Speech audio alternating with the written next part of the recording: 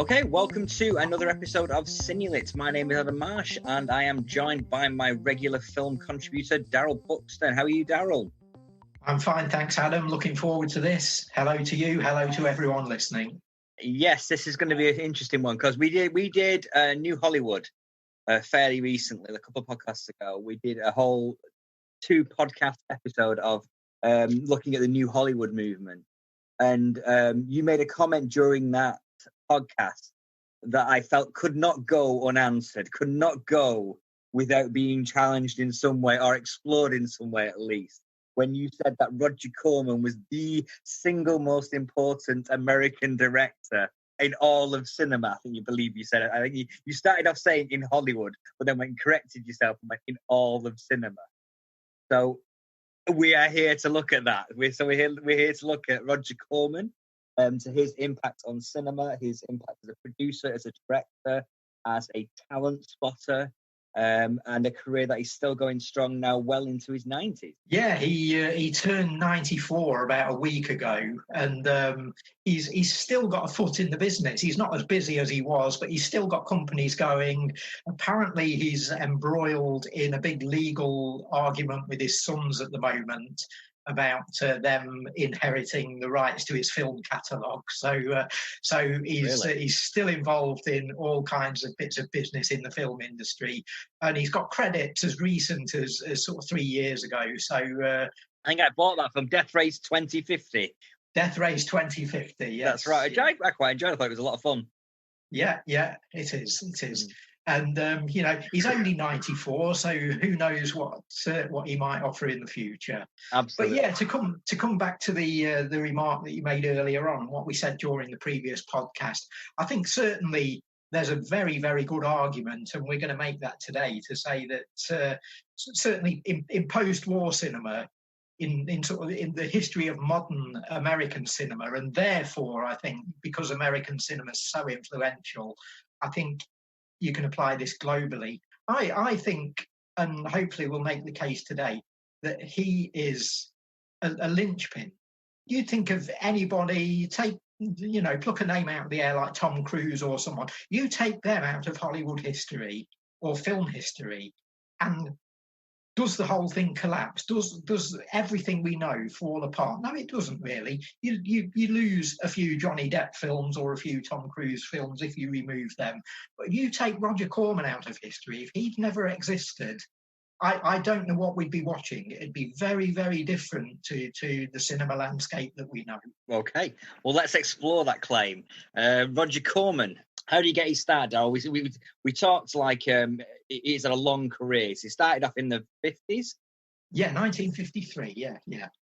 In the early 50s, he, I think he'd done a few years in the Navy. I don't know whether that was sort of during the Second World War or just after. He himself seems to be very vague about all that and rarely mentions it. But I know that he was training as an engineer in the early 50s.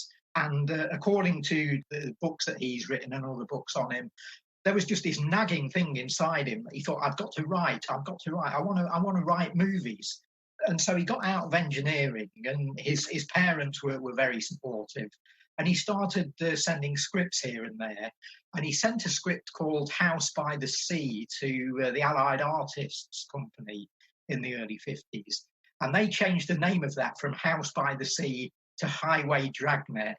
And as Corman himself has said, at that time, in 1953, the Dragnet TV series is massive. And Corman's quote on that is, they'd have stuck the word Dragnet on the Bible if they thought they could get some mileage out of the TV series.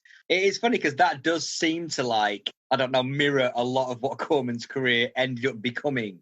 Yeah, I think he was obviously learning lessons from the guys in the business as he went, and soaking up not just information and not just sort of skill, but I think soaking up the way things were done and how to make a book, how to save a book, how to do things cheaply, how to exploit things. And yeah, that's right there in that story, I think. So he made a bit of money from selling scripts. What he decided to do was become a producer, and he set up a little company called Palo Alto, which was the first of his many, many film companies. And he made a thing that was going to be called It Stalked the Ocean Floor, but the distributors said that title's a bit highbrow. Mm-hmm. Let's call it Monster from the Ocean Floor. And Corman produced this, and it was made for $12,000, and it made about 10 times that in box office from drive-in receipts and so on. So he's suddenly up and running. He's suddenly got a bankroll behind him. And he comes to the attention of AIP, Sam Arkoff and James Nicholson, who are just starting to get their feet into the teenage market in the mid-50s. And Corman strikes up a partnership with Samuel Z. Arkoff and James H. Nicholson that lasts for the next 15 years, which is what we're going to talk about next. Well, one of the first films, I guess, that people might have heard of, that Corman was involved in, that have subsequently, the title has gone on to become a juggernaut of box office income, basically, is the Fast and Furious film, 1954, which he produced and wrote. Yeah. So how similar, Daryl, is that to Vin Diesel's multi-ethnic cast of characters globe-trotting and fighting The Rock? Very different, really. I mean, it's got cars in it, but it's a lot more basic and a lot cheaper, as you'd expect. And they've really just taken the title for the big franchise. But again, what a title! Yeah, great title. So it is this question of selling the sizzle, not the steak, sort of thing. And Corman's a great film director, as we'll go on to discuss, and was actually able to put a bit of meat on these bones occasionally. But, you know, the key thing was with exploitation at that time, design the poster first, come up with a great title, and who cares what the movie's like. But the great thing about Corman is he did then actually try and put some effort in occasionally and try and make the films good as well. But yeah, The Fast and the Furious, it's cheap and cheerful. It's not, it's nothing like the stuff that you've seen in the last sort of 10, 15 years under that title. But, you know, some of us prefer the 70-minute black and white, get in and out, get the job done sort of thing. And, it's worth seeing. Okay, so there he started actually getting behind the camera and directing there. So he had his debut as a director, Five Guns West. Yes, yeah. Interesting film, because this is where the name Dick Miller comes in, because Dick is a cult hero to all Corman fans, and we'll go on to talk about him plenty, I'm sure. But Dick Miller is one of these players who, like Jonathan Hayes and like a few other people, were regulars in those early Corman films, and have become like this little sort of cult stock company that Corman fans all know and love. And why Dick Miller's worth mentioning in terms of the Western Five Guns West is that he was hired by Corman to play one of the cowboys, one of the posse in the film.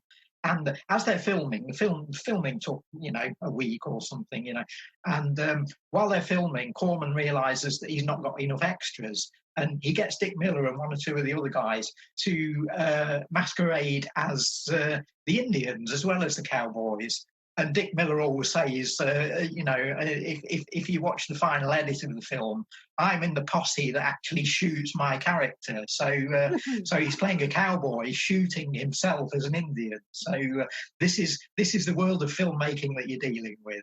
But again, Corman's done. He's done this monster movie. He's done the Fast and the Furious. He's now done a Western. So within months of sort of getting his foot in the door of the film business, he's doing all these different things. Yeah, he just seemed to stick to a handful of genres in those early days. You're looking at westerns, looking at science fiction movies, you're looking at teen drama type stuff.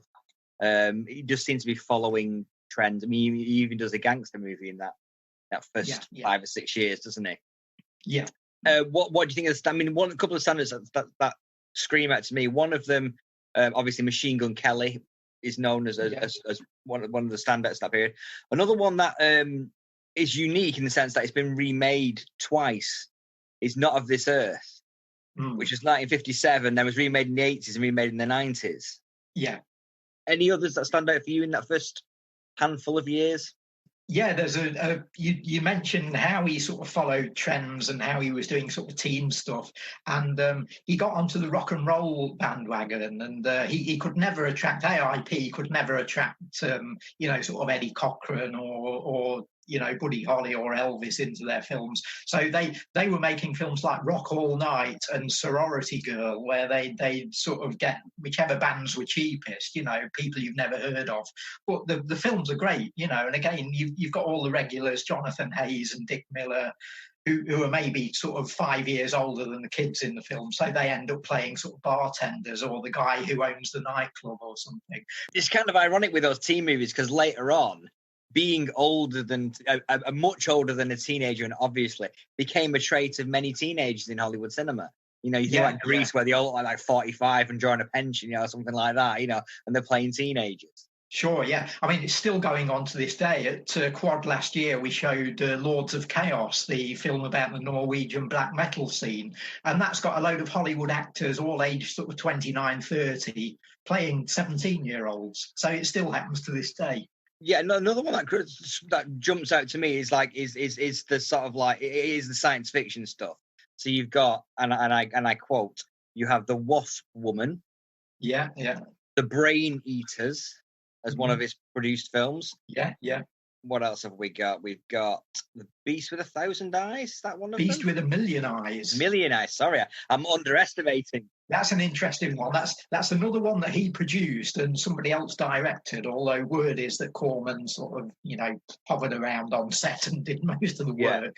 But the monster in that, I think it was basically something that looked like an old electric kettle or something, and they sort of poked holes in it and steam came out of it. And you didn't see much of it because the idea of the film is that the monster comes from outer space and it sort of takes over other creatures en masse. So it'll take over like a herd of cows or something. And this is how they justify the title. The monster's got about 7 eyes or something because however many holes they've managed to poke into this contraption that they've built.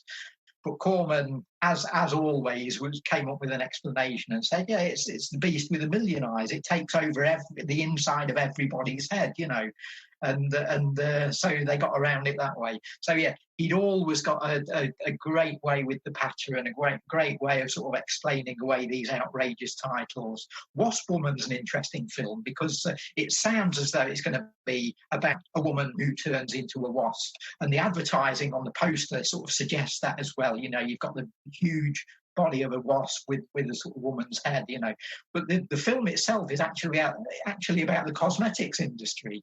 Very, very, very interesting sort of satire on big business and how they sort of do anything to sell a product and put any ingredient that they can in to sort of make it, and without thinking about the consequences of what it might do to people. And so, yeah, you've got sort of wasp enzyme or something being put into sort of cold cream and face makeup, and it turns the lead character into a monster. So there you go.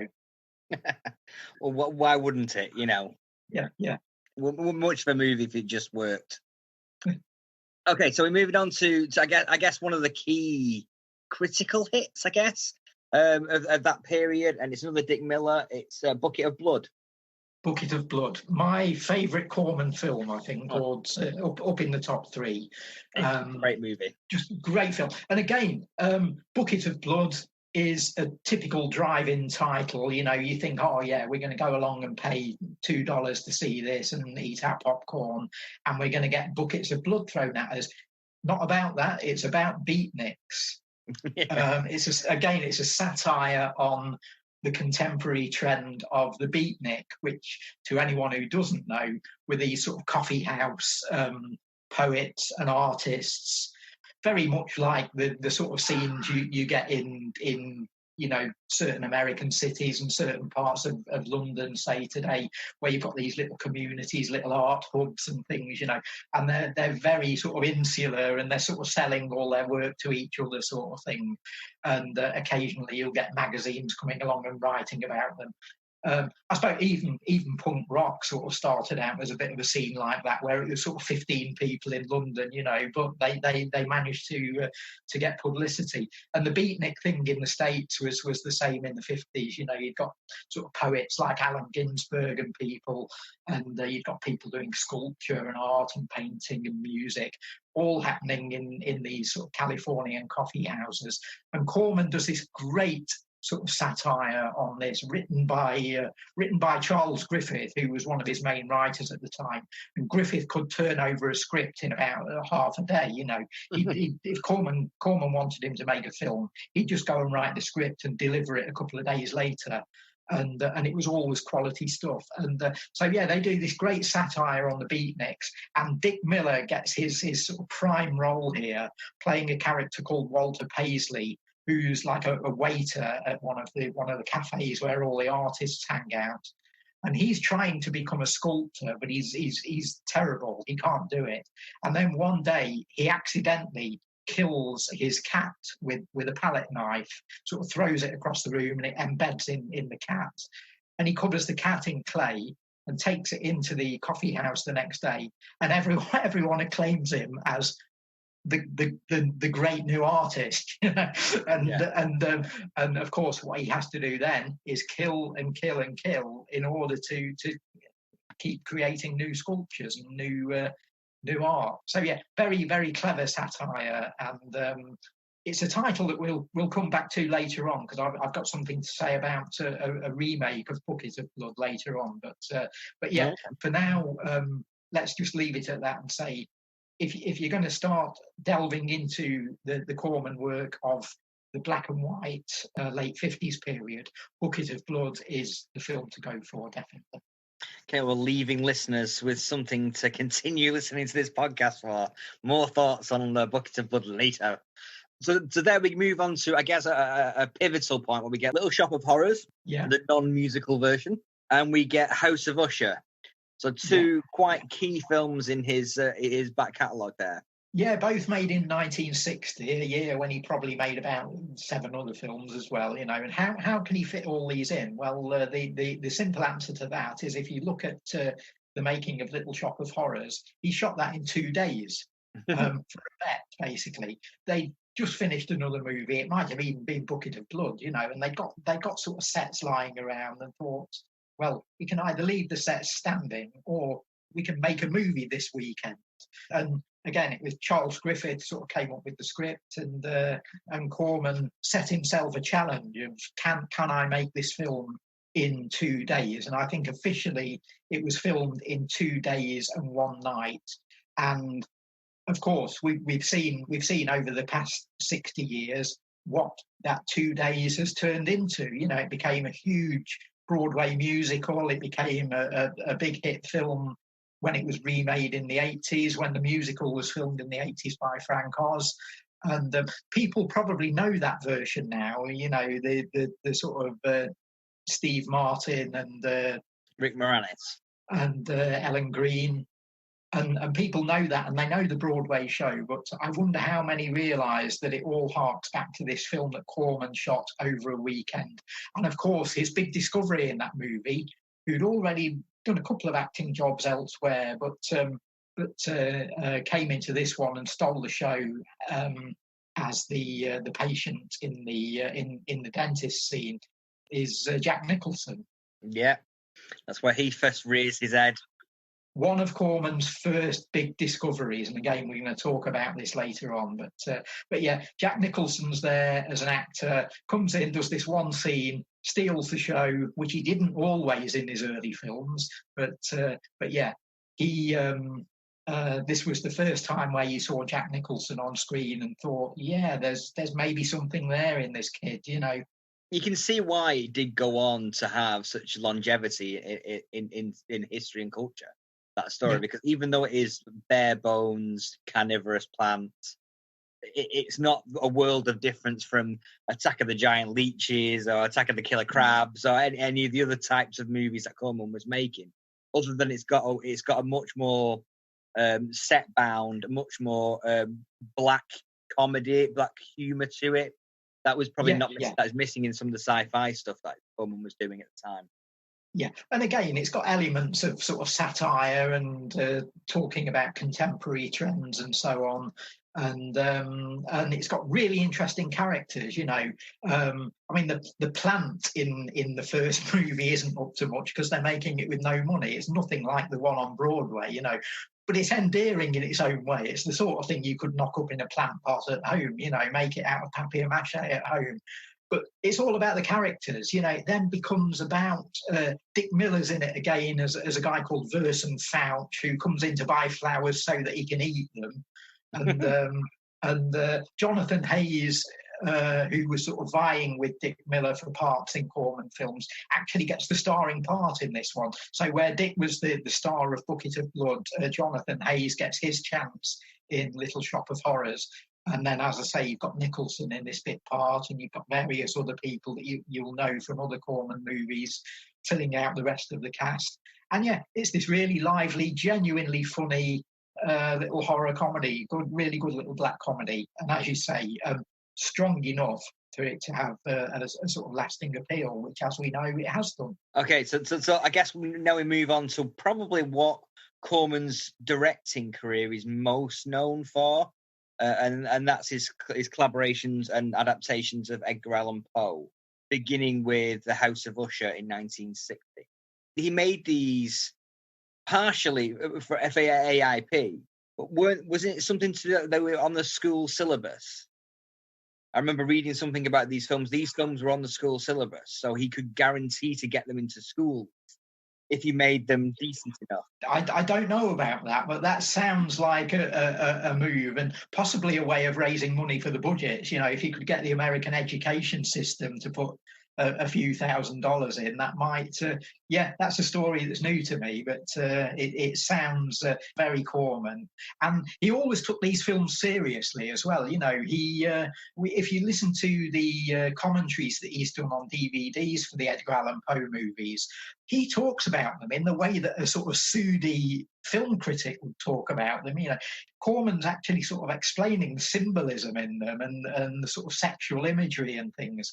And you're sitting there watching it thinking, isn't this just a monster movie? Isn't this just a sort of trashy horror film? And he's talking about it in very, very sort of artistic terms. So yeah, he was taking these films seriously. I'm looking at his quote here. He said that he'd read Poe at high school, and it was on every high school syllabus at that time. And so in his head, he thought, well, kids love Poe. So let's make a Poe film, Yeah, and of course, what you've got there is, school headmasters and school principals and so on aren't going to like the fact that the kids are all going to the drive-in to see Beast with a Million Eyes, but they're going to love it if they're going to see Fall of the House of Usher. There is that angle to it.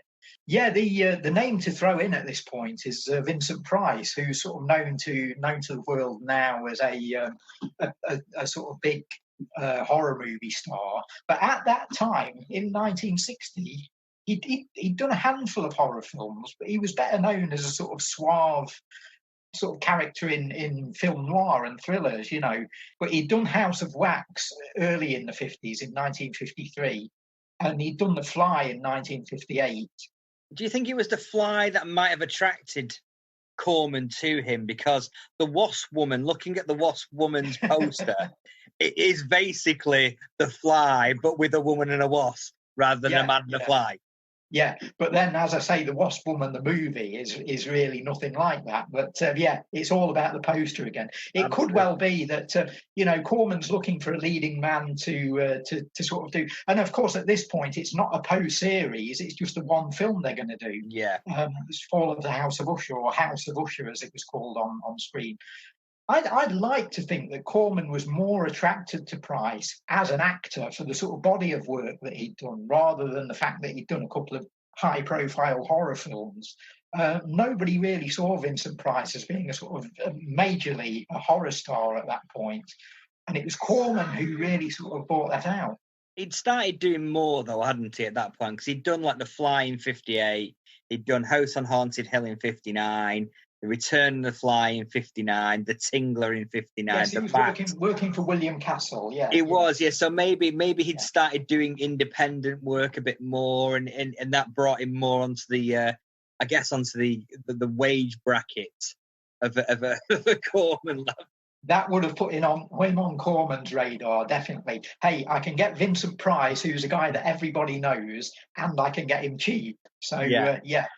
But then Price comes in and absolutely nails it in House of Usher. He's already at that point, he's known as being a bit of a sly, sort of jokey, wink at the camera sort of actor. And then he comes into this Edgar Allan Poe adaptation.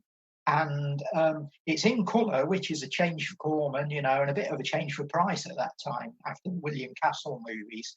So AIP have spent a little bit more money on this one, and incredible set design. Daniel Haller, who was designing the sets, did incredible work for Corman through the 60s.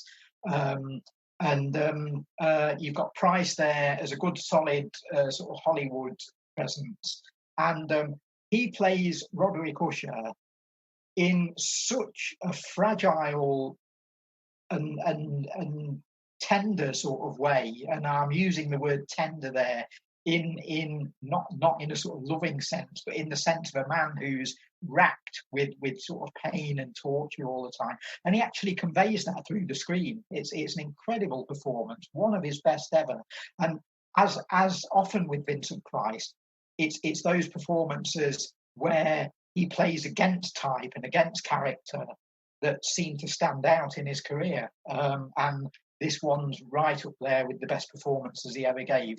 House of Usher is a brilliant way to kick off this series, and obviously did well enough at the box office to mean that Corman wanted to sort of go on and make more. They ended up making 8 of these things altogether.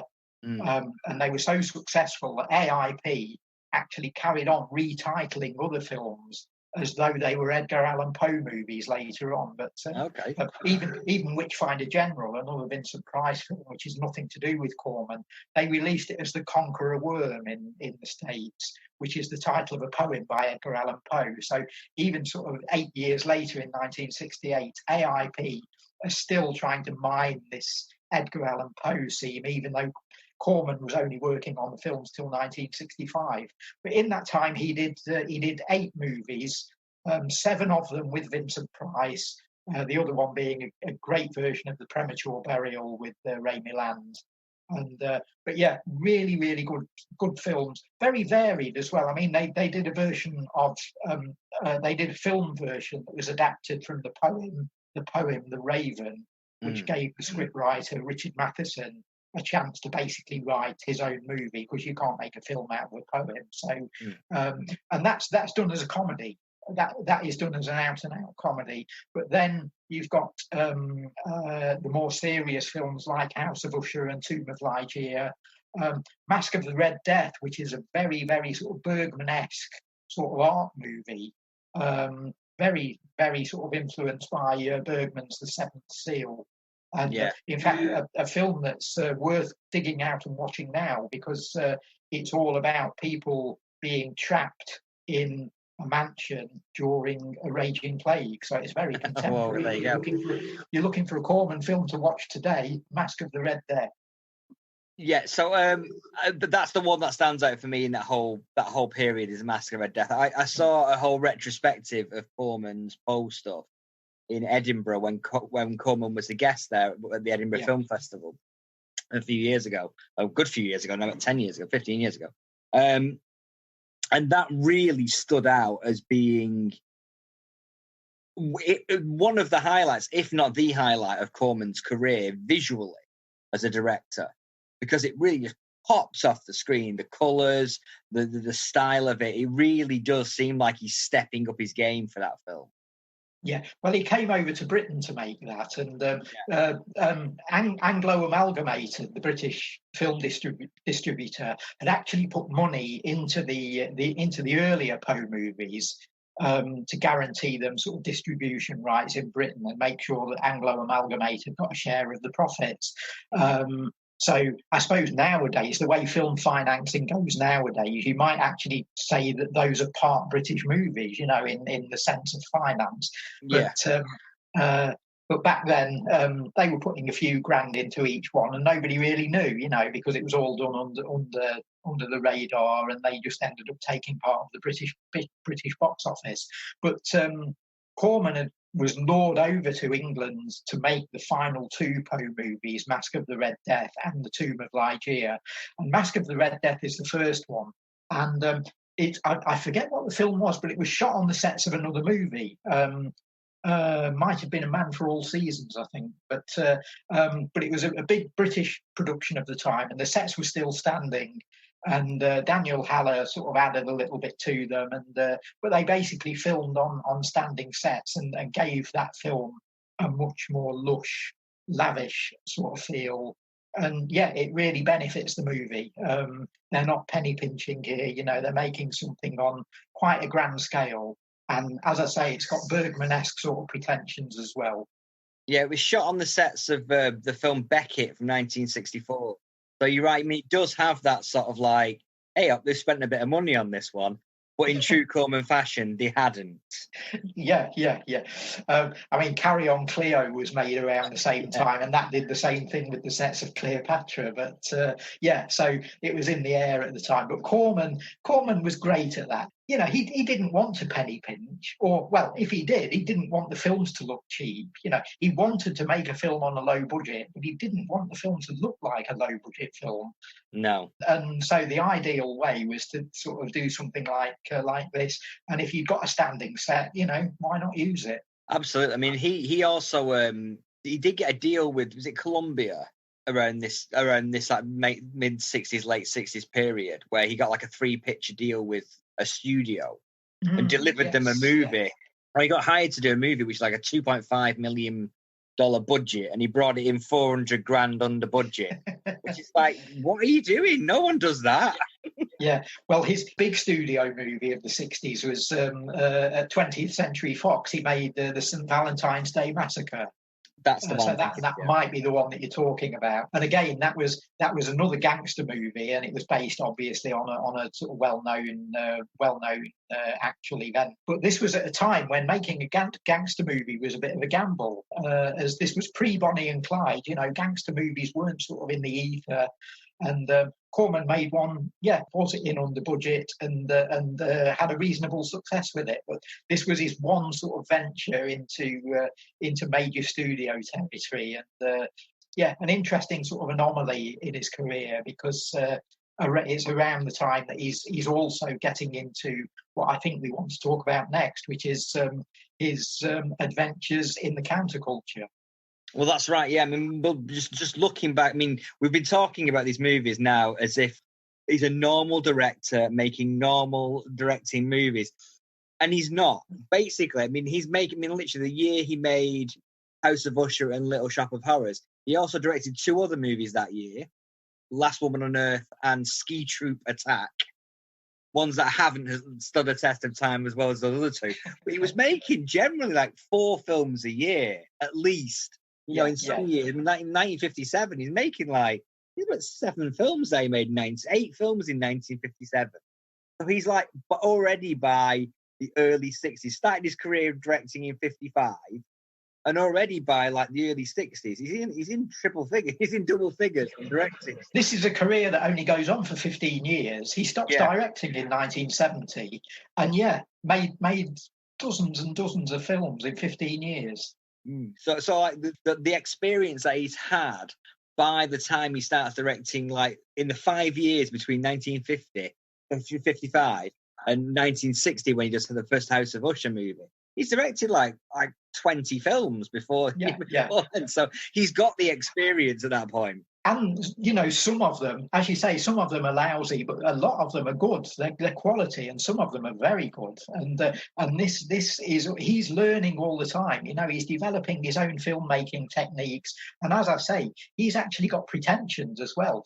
You and me watching the films may not think that they're great art, but Corman does, you know, and he can sort of tell you why they're great art.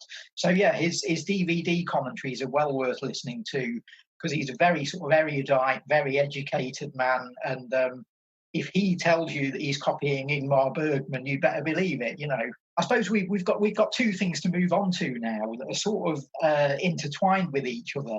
The two developments, aside from him directing these movies and making so many of them, were that he'd actually started hiring other people to direct films as well. This is where his instincts as a producer start coming in. And again, it's all about having spare studio time and having 2 days or 3 days or a week or actors available that he can work with. And he starts getting younger filmmakers. And what he does is he gives them the chances that Allied artists and AIP have given him. It's great. It's a really grand gesture on Corman's part, I think, to say, look, I was given a leg up in the movie industry 10 years ago. I'm going to start doing that for guys that are the age that I was back then. And this is where this idea of the Corman school comes in, because if you look Corman up online, one of the first things you'll see about him in any article on him is a great list of names of people that he discovered. We've already talked about Jack Nicholson and one or two others, And in that early 60s period, he's giving work to young guys like Monty Hellman and Jack Hill. But, they're known in sort of cult circles to this day. People know who Monty Hellman and Jack Hill are if you're into your sort of cult and exploitation movies. We've talked surprisingly amount of time on Monty Hellman in the last few podcasts. Yeah. He was on the Acid Westerns podcast, he was on the New Hollywood podcast, and here he's making an appearance on this one. Was it Battle of Blood Island that he was involved in? Yes, I think so. Yeah, well, he's involved in quite a few films around this time. But Corman's also working with guys that the general public, the main film-going public, will have heard of. The big one being Francis Ford Coppola. Coppola at this point is sort of trying to get his feet into the film industry by making sort of nudie films. He's in these very dodgy, sort of sleazy territory in the early 60s. So working for Corman on the axe murder movies is a bit of a step up for Coppola, So, this is my big break, There's a great story from this period where Corman, AIP, have started buying in movies from Russia. There are all these great Russian science fiction films in the early 60s, and they buy one called Nebo Zoivot. What they want is for Corman to film like an extra 15 minutes or 20 minutes of footage, bung that into the movie, they'll dub it all into American English, and they can release it in the drive-in under the title Battle Beyond the Sun. And Corman gets Coppola to direct it. He says, right, Francis, we need 20 minutes of footage, can you do it? And Coppola's like, oh, brilliant, this isn't the Coppola of The Godfather yet. This is young, aspiring film student who just wants to hold a movie camera, And the story is that Coppola and Corman are watching Nebo Zoivot in a preview screening, and Coppola's loving it. He's thinking, oh, this Russian film's fantastic, this looks great. And at one point, Corman sort of taps him on the shoulder and says, Francis, you see that hill over there? And Coppola's thinking, do I see that hill? It looks amazing. It's brilliantly lit, it's symbolic of the characters having to face the start of a journey, up some unsurmountable obstacle sort of thing. And it's lovely, what an image. And Corman says, yeah, that hill, I want you to put 2 monsters on it in the next 2 days, And Coppola goes off and does this, and the monsters are the lousiest you've ever seen. You can see them on YouTube. Let's be blunt about this. They're actually fairly sexual, Let's just say that one looks like a giant gourd with sort of dangling eyeballs, and the other one's a sort of banana-shaped one. And the banana-shaped one actually gets inside the top of the gourd as they're fighting, And it's an image that you'll never forget once you've seen it. Is that Coppola's hangover from the nudie films he was making earlier on? Maybe, yeah. But it's an extraordinary little scene. And if you see no more of Battle Beyond the Sun, watch that 2-minute clip on YouTube in terrible quality. But Corman was working with Peter Bogdanovich at this time as well. Again, Bogdanovich, as we know, was someone who was desperate to get into the movie industry, and his wife Polly Platt was there as well, and they were both very, very keen to get involved in filmmaking. And Corman did the same with Bogdanovich. He said, we've got this Russian film called Planet of Storms. It was filmed in the Black Sea region of Russia, but they used the Black Sea as a match for Venus. And he said, can you go down to Leo Carrillo Beach in California, because it'll be a great match for the Black Sea. And he says, can you take a dozen girls down there and put them in weird costumes and film them and bring back some footage, you know? And Bogdanovich is quoted in Corman's book. Corman wrote a great autobiography called How I Made 100 Movies in Hollywood and Never Lost a Dime. And Bogdanovich tells the story in that of how all this happened on Planet of Storms. They'd already made a film, I think, with Curtis Harrington called Voyage to the Prehistoric Planet, which was based on a Russian movie. And imaginatively, they came up with the title of this one, which was Voyage to the Planet of Prehistoric Women. And yeah, Bogdanovich, all he says about that movie is, this was hell. You know, it wasn't what he wanted to be doing when he decided to get into filmmaking. But then, of course, we get onto the story of Targets in the late 60s, which I know is a big favourite film of yours. Yeah, I love that film. I think it's a great film. But just looking, I mean, like, Targets uses footage from The Terror. Yeah, which is a legendary Corman film. With Corman, but also with uncredited Francis Ford Coppola stuff. Yeah. This is where we need to take this slowly now and sort of explain this whole tangle of films, because they made this film called The Terror in 1962, which was a bit like Little Shop of Horrors in that they wanted to make a film in 2 days. Boris Karloff had made a film with them, and Corman realised that Karloff's contract ran for 10 days or something, and they finished the film in 8 days. And so Boris Karloff owed him 2 days filming, and it's like, right, I can let that go and I can pay Boris off and we can give him the weekend off, or we can make a movie. So he's on the phone to Charles Griffiths or Richard Matheson or one of his regular writers, and he's saying, guys, can you come up with a plot? We're filming with Boris Karloff for 2 days. We need to make this movie. And they make this film called The Terror, and it's got Jack Nicholson in, it's got Dick Miller in, it's got Boris Karloff in it for 2 days. And Corman allows the young guys that are working around him to all shoot an afternoon on it, or a morning on it. So Jack Hill directs some of it, Monty Hellman directs some of it, Francis Ford Coppola directs some of it, and on the last day, they even let Jack Nicholson direct some of it, which is a bit of a blessing because his acting performance in the film is ghastly. But, this is the guy who was the best actor in Hollywood 15 years later, and he's terrible in The Terror. But yeah, he directed a couple of hours, a couple of scenes on the movie, and they then release this film, and it plays the drive-ins and so on, and it sort of fits in alongside the Edgar Allan Poe movies. It's got a very similar look to those. And then years later, sort of 6 or 7 years later, Corman comes to Bogdanovich and says, look, we want you to film 20 minutes with Boris Karloff and do another 20 minutes somewhere else, and you can use 40 minutes from The Terror, and it will make a new movie. And Bogdanovich is sort of rolling his eyes thinking, what on earth am I going to do with this? But he turns in this film called Targets, which is absolutely extraordinary.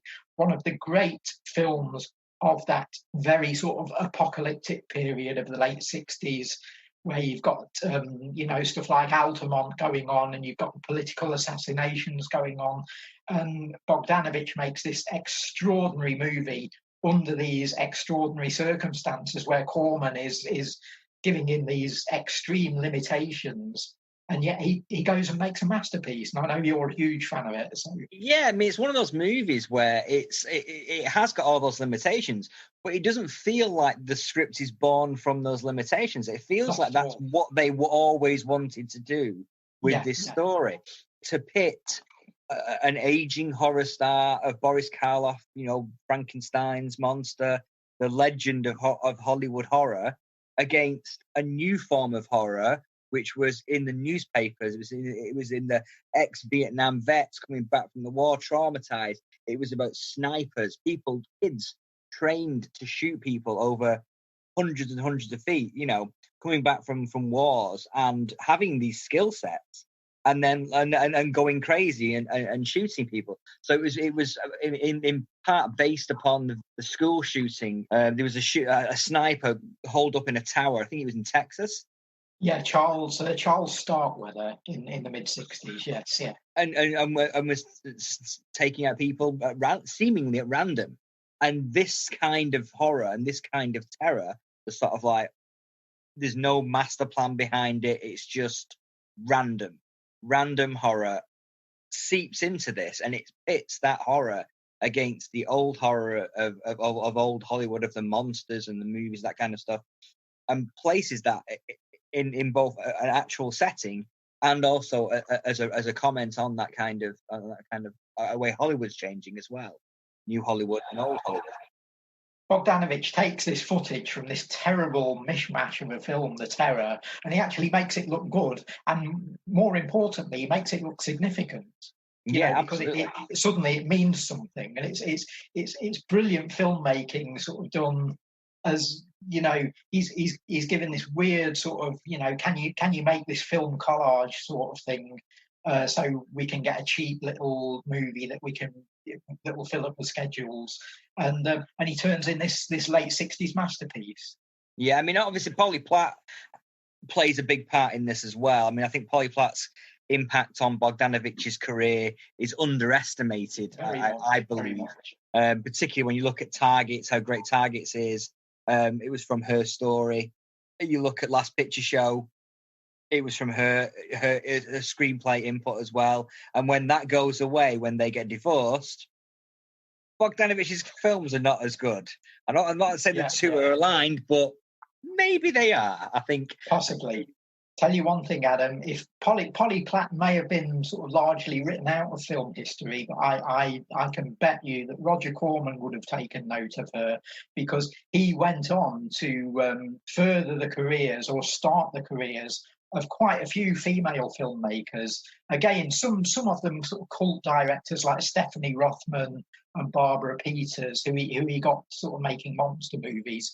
But he backed a director called Amy Jones in the early 80s, and she started out making a film called Slumber Party Massacre, which sounds like fairly typical fare. But she struck a deal with Corman that, okay, I'll direct the film that you want, but I've got this film called Love Letters. I've got this romance that I want to direct, very personal film to me. I'll do Slumber Party Massacre if you agree to fund Love Letters. And Corman did, and that film was quite a sort of sleeper hit in the early 80s, quite a popular movie on the art house circuit.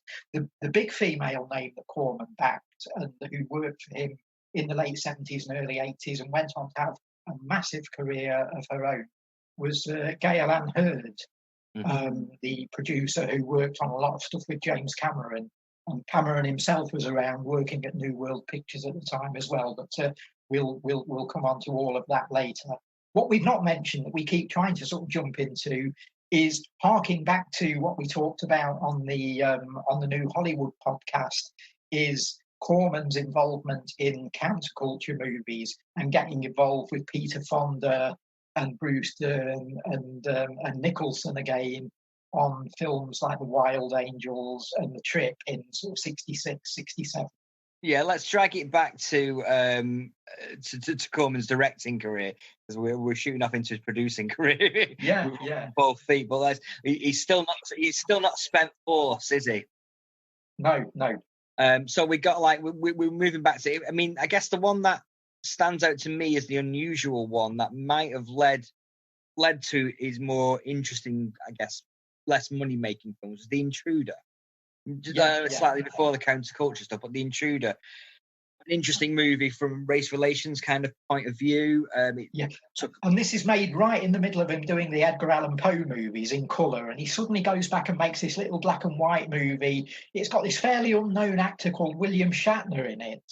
This is 4 years before Star Trek, really sort of gripping, tense, hard-hitting film about the race issue in America, right in the middle of that being at its most heated. Yeah. These are the events here that lead to the rise of the civil rights movement. And Corman's addressing it all in this little drive-in movie with this unknown actor. Brilliant, brilliant film. It does seem that Corman's trying to, I don't know, elevate his career a little bit, get himself away from the sort of Attack of the Killer Crab movies. Yeah. And then this film comes out, and it's a great film, but it is one of the movies that he doesn't mention in his I Never Lost a Dime series of things, because this one did flop. Yeah, it's the one that did lose a dime. Yeah. It did lose a dime.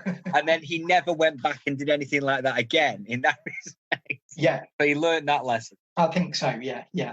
But it was worth a try. And I think he was a filmmaker who did have something to say. The thing was, he found that he could say the things that he wanted to say in monster movies, in Edgar Allan Poe films. He didn't need to sort of separate that need to preach and talk about current issues. He didn't have to separate that from the drive-in. He could actually get those messages into an exploitation movie. And I think that's another lesson that he learned there. And I think that then sort of feeds into the films that he did for the rest of his career. Mm. It showed that he could do serious movies, but if they didn't make money, he wasn't going to be interested.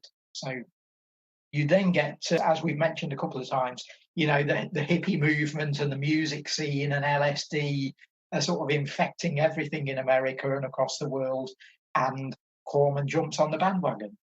Well, he followed trends, didn't he? So this is no different to monster movies, gangster movies. This is LSD movies, I guess. Yeah. Counterculture movies. So he started off, there's a run there of 4 or 5 movies where you're talking like The Wild Angels, Riding the Whirlwind, The Trip, all feeding into that counterculture movement. Yeah, leading up to, in Corman's final year as a director, 1970, he made a great film called Gas, which is all about one of these sort of hippies taking over the world type movies, where a gas kills everybody over the age of 30 and the hippies are left to sort of run everything. And as we mentioned in previous podcast, films like that tend not to end in a very idyllic way, But that movie's even got Edgar Allan Poe in it as a character. I think he's riding a motorbike. So this is the crazy world of the sort of acid movie, But yeah, the two big ones there, I think, are The Wild Angels and The Trip. And Corman did a thing that all of the other older filmmakers that were trying to jump onto this hippie bandwagon, it all resulted in some very, very embarrassing movies, both at the drive-in level and at the top of Hollywood as well. People like Otto Preminger were trying to make them with films like Skidoo. But what Corman did that nobody else did was get it right. And the way he got it right was to bring in the kids and make the films with them, to get Peter Fonda and Nicholson and Bruce Dern and the people that actually knew something about these scenes, and to say, look, guys, I want to make these films about bikers and about taking acid. Tell me what that lifestyle's like.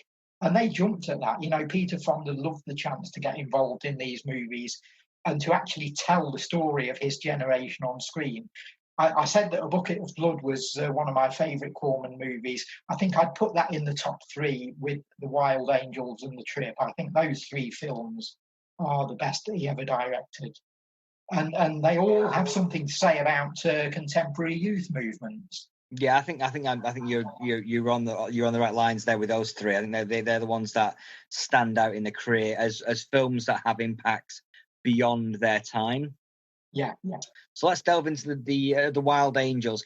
Now that was obviously cashing in on Hell's Angels, that kind of boom of motorcycle clubs. One of many films around the time that did, yeah. Yeah, exactly. And I guess that goes all the way back to The Wild One and Marlon Brando and things like that. Whereas this was a very different to that.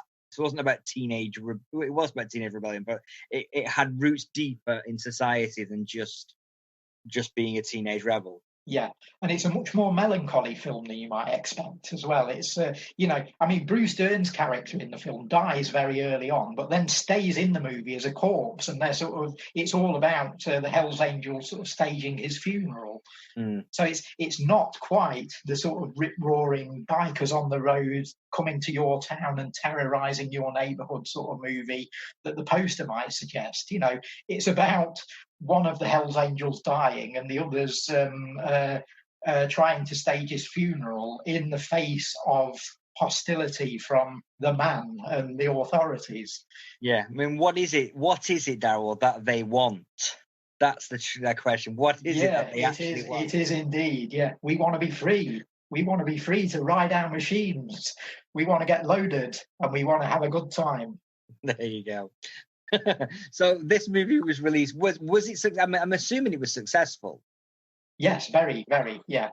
Because he obviously carried on the biking thing angle carries on in that period. Yeah. Well, I think it was a success because it tapped into a whole new audience. It was like the Hells Angels like to see movies as much as the rest of us, but they hadn't got any films to go and see, and suddenly here is one, and it did tap into a whole new youth market that Hollywood didn't necessarily realise was there, and they found that out 3 years later when Fonda and Dennis Hopper did Easy Rider, that 3 years after The Wild Angels, it still came as a surprise to mainstream Hollywood that there was this youth audience out there, and Corman had sort of tapped into that as early as 1966, and it took mainstream Hollywood 3 or 4 years to catch up.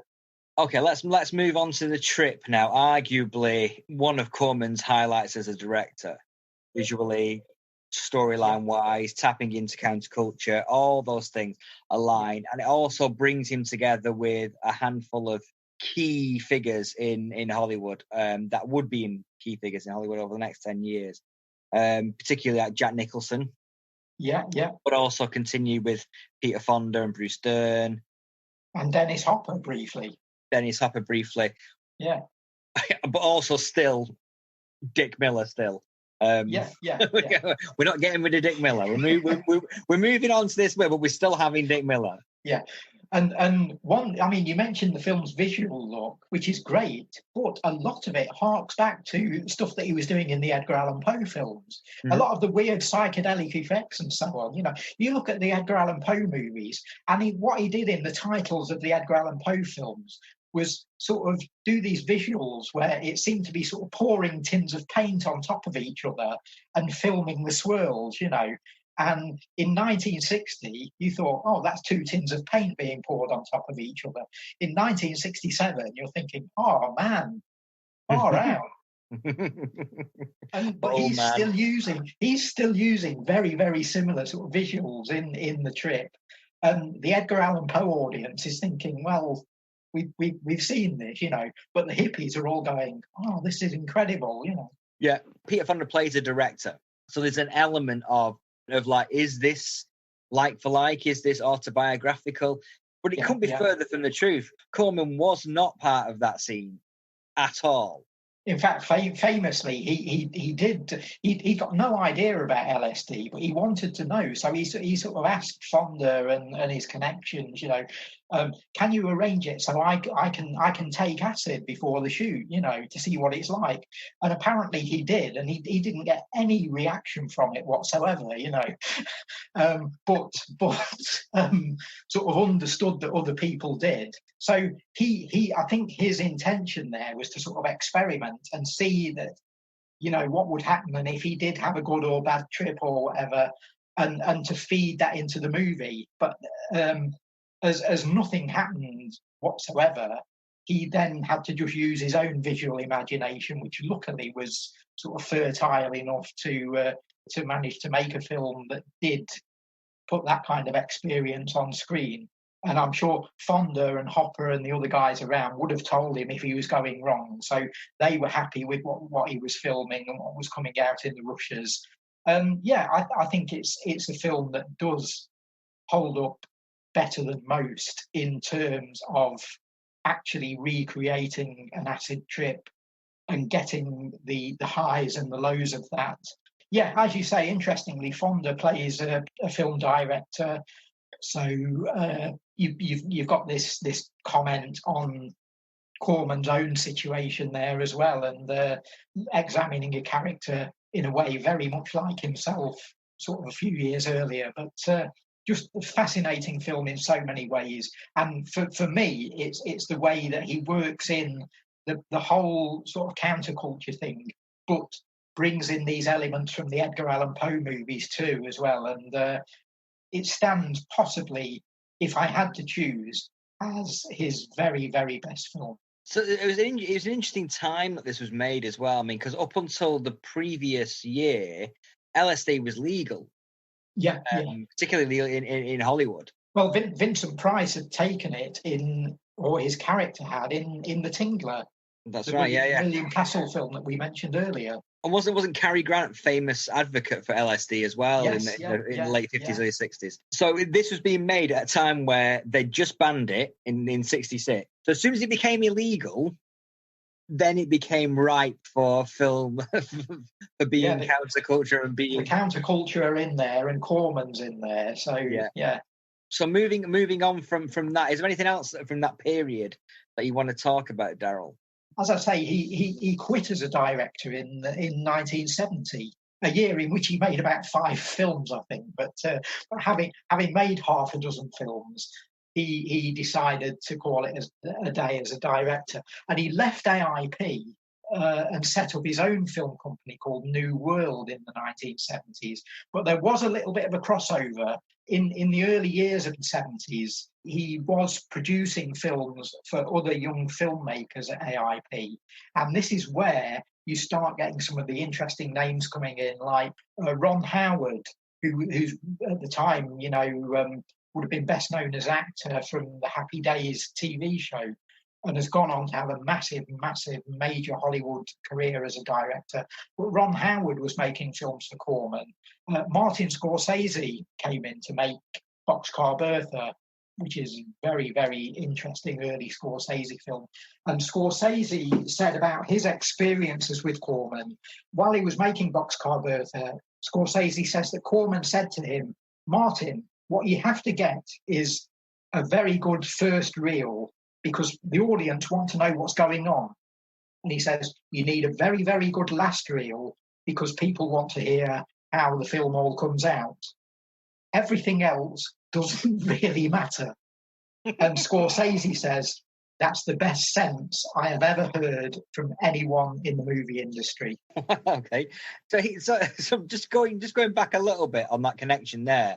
One of Corman's final films, his gaggle of films that he shot in the last year of his directing career, was Bloody Mama with Shelley Winters and a young Robert De Niro. He'd been in a few Brian De Palma films in the 60s, but so Corman for once can't claim to have discovered De Niro. But I think what you're seeing in Bloody Mama is the first indications of the De Niro persona, which De Palma never quite tapped into.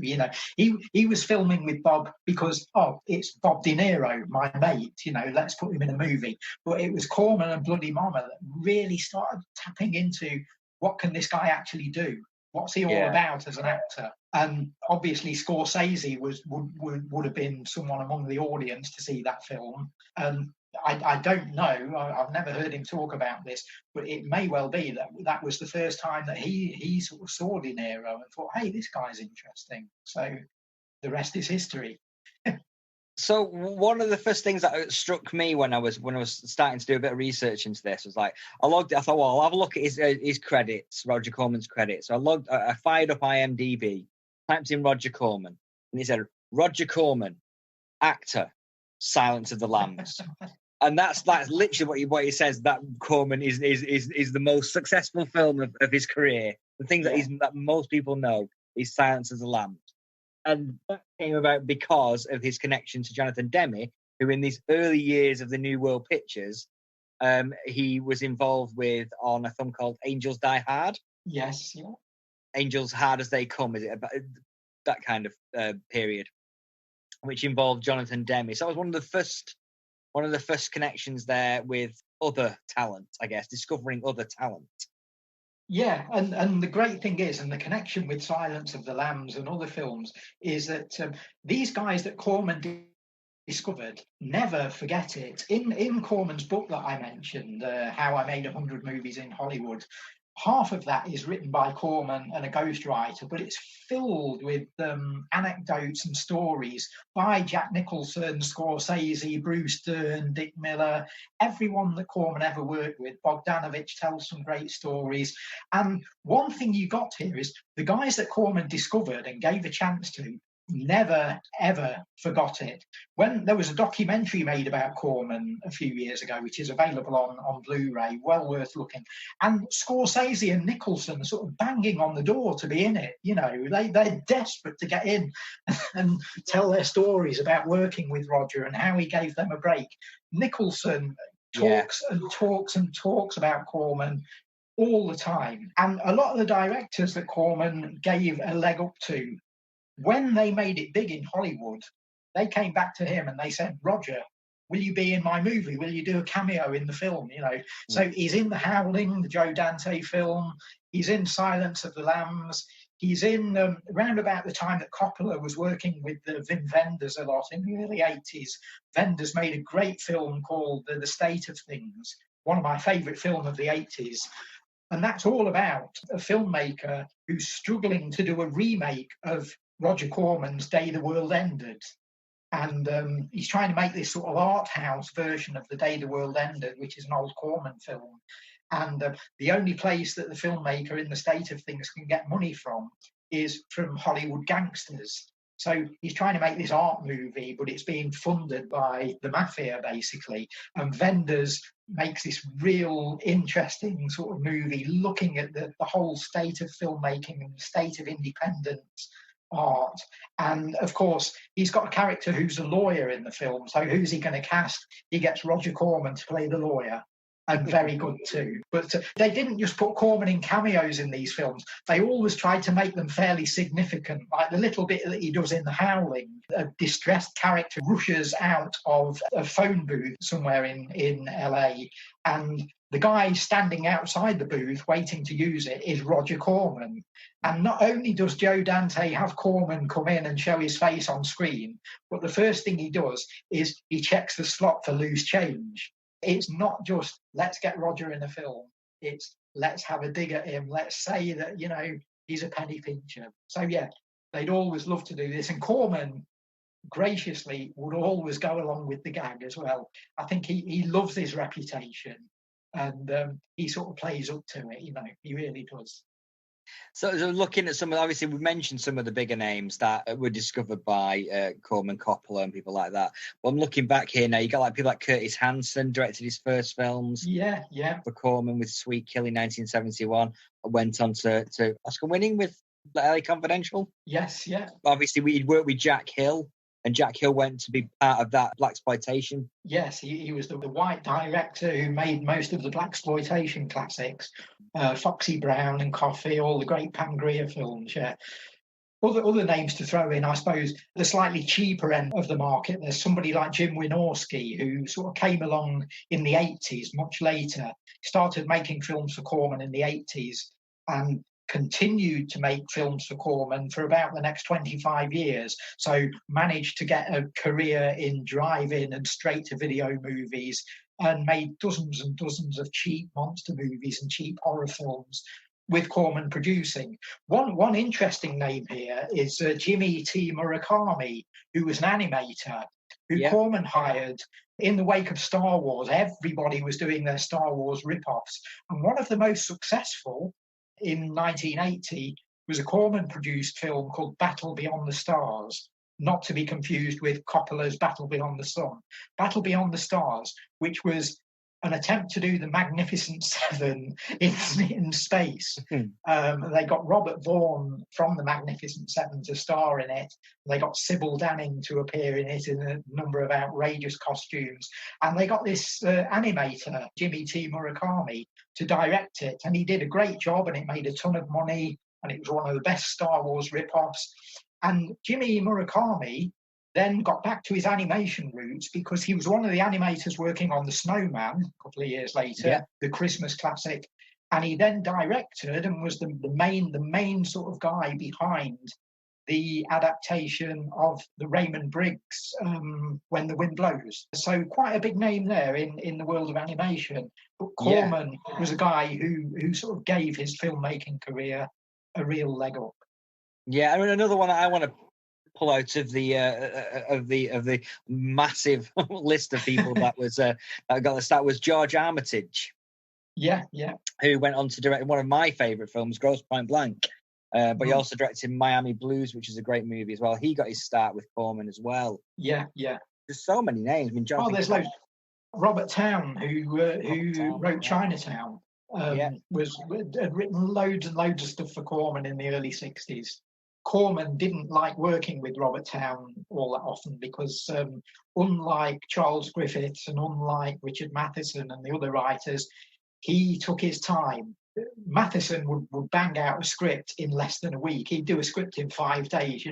Towne would be agonising over his opening scene in that 5-day period. So he soon got ditched, but then made a career for himself as a writer and director in Hollywood, and Chinatown being the film that he's best known for. But I mean, there are loads of them. As I say, the whole point of doing this podcast is to celebrate the fact that Roger Corman has, I think, and I hope we've illustrated this, has proved himself to be the linchpin of modern American cinema. Take him away, and you've got no James Cameron, you've got no Scorsese, you've got no Robert Towne, Bogdanovich. Peter Fonda might well have made it with his family connections. Jack Nicholson probably wouldn't have, or may have been a success as a writer rather than as an actor. Well, Jack Nicholson in that documentary, Roger Corman's World, that documentary was very good. It was an interesting documentary, but it was Nicholson's interview that really elevated that for me. Yeah. He got so emotional about it because I think he realizes that if it wasn't for Corman, he wouldn't have had the career he had. No. And you can see him in tears at the end of that documentary, just thinking about the impact that Roger Corman's had on his life. And rightly so. And good for him. He's never forgotten it, and he does promote Corman to this day. No, absolutely. He will never forget how he got started in the business, and the help that he was given, and the encouragement that he was given. And that's Corman. He's done that for so many people. And that has defined modern Hollywood over the past 70 years. Mm-hmm. Absolutely. Yeah. One of the other things I wanted to just quickly mention, we talked about this briefly on the New Hollywood one, just about what the American cinema-going public was seeing at that period. And as part of New World, when he set up New World, part of what they were doing was redistributing European cinema. So American audiences got to see Cries and Whispers, Ingmar Bergman, for the first time, earned a fortune for him. But he also brought Fellini films as well, yeah. Well, that's what I'm saying. But just looking at some of the stuff, he brought the first Truffaut movie. Yeah. Peter Weir, Cars 8 Paris. Like you say, Fellini with Amarcord, Joseph Losey, The Romantic Englishwoman, Von der Schloon, the Lost Honor of Katharina Bloom, The Tin Drum, and then even Kurosawa. He was bringing all these filmmakers to American cinemas. Or driving, or wherever, And this is the sort of stuff that Corman would actually watch on the rare occasion that he got a day off, that he wasn't making 3 movies. He'd go and watch a Bergman film, he'd watch a Fellini film, and he knew the marketplace well enough to know that, okay, it was a different audience to the ones who would go and see Beast with a Million Eyes, but he knew that there were viewers in America that would appreciate seeing Bergman and seeing what was happening in Europe and outside America. And he brought these films in and played them to a different audience in different types of presentation and different types of theatre. and they made money as well. And critically successful. Yeah, critics were being deprived of them as well. American critics were desperate to see this work, and they could often only see it, to their great annoyance, if it had AIP or New World logo slapped on the front of it. But they got to see the movies, they got to review them. Yeah, and then they were saying that in that 10-year period, New World won more Academy Awards for Best Foreign Film than any other studio. So, it was obviously doing something right with his eye on what quality talent was out there, Yeah. Talking of Academy Awards, and this might be a good way to sort of wrap things up, I guess. We're going back 10 years now to 2010. It was announced in late 2009 that at the 2010 Academy Awards, they were going to give a special award to Roger Corman. And Quentin Tarantino did a speech in support of Corman. And Jonathan Demme actually came out to present Corman with the Oscar. So that really capped his career to perfection. I think they'd never, ever in a million years have given him an Oscar for any of the individual films that he'd done, although I'd argue they should have done. What won Best Picture in 1967? Was it as good as The Trip? I doubt it. But yeah, to give him an all-encompassing career award was a nice acknowledgement, I think. And okay, the mainstream might not like what a filmmaker like Corman does individually, but they do respect the career overall. And like you say, just the impact that he's had on the shaping of Hollywood is undeniable. Anyone who's come to this today and has not heard of Roger Corman, you owe the guy a massive debt. A lot of the films that you've watched and enjoyed wouldn't even exist without him. Some of them directly, some of them 2 or 3 degrees removed. For instance, Star Wars. George Lucas had nothing to do with Roger Corman, really, but he had a lot to do with Francis Ford Coppola. So it's that lineage you have to look at as well. So arguably, if Roger Corman hadn't got Francis Ford Coppola to shoot those monsters in Battle Beyond the Sun in 1962, there might not have been a George Lucas. You can make those connections. Well, on that bombshell, on a world without Star Wars, let's draw a line under that now, the career of Roger Corman. He's still going at the moment. 94 still out there. I reckon he's going to make it to 100, and I reckon if he does, he's going to direct a movie. I just think that might happen. Yeah, maybe another Death Race movie. Yeah. Okay, thank you very much, Daryl. I hope everyone's keeping safe out there in the podcast world. Sure. We shall see you soon. Another great conversation there. Thank you very much, Daryl. Thank you.